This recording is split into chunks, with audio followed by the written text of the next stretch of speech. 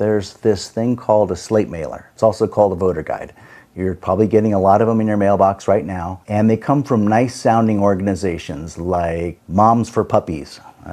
Usually an organization that you agree with. If you're a registered Democrat, you're probably getting Democrats of America, or if you're a Republican, maybe you're getting the conservative newsletter or something that is tied in with something that you believe. But the thing is, the people sending you these cards have nothing to do with these organizations. In fact, these organizations don't even exist. They're not real organizations. They're completely made up. The purpose of them is to trick people into voting for the people on the list. How do you get on the list? You write a big check. I asked one, just to see how much it was going to be. It was going to be $50,000. I wanted to keep my platform completely clean, without strings or debts owed, and based on only one thing: communication, talking to people this way, talking to people through my website, through sending them a letter, through a candidate statement. I don't take any outside contributions at all, not even a dollar. Every dollar that is spent on my campaign came from me. I am not rich by any means. It was a sacrifice to make this decision. I also don't use any slate mailers. You will not see my name on a slate mailer. I also don't use signs. I think signs are the stupidest thing I've ever seen in politics. What they have is a name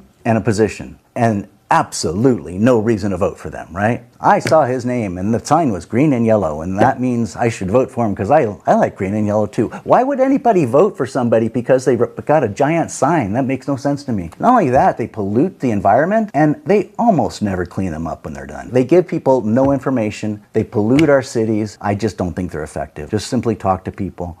Tell them where you're coming from, tell them who you are, tell them what your qualifications are, what you plan to do, and why they should vote for you. Nothing more. No tricky slate cards, no signs, no deceptive attack mailers. I don't use attack mailers. Nothing I've mailed out has anything bad about my opponent on it. I did send out a letter. Maybe you got one. I sent out 86,000 pieces.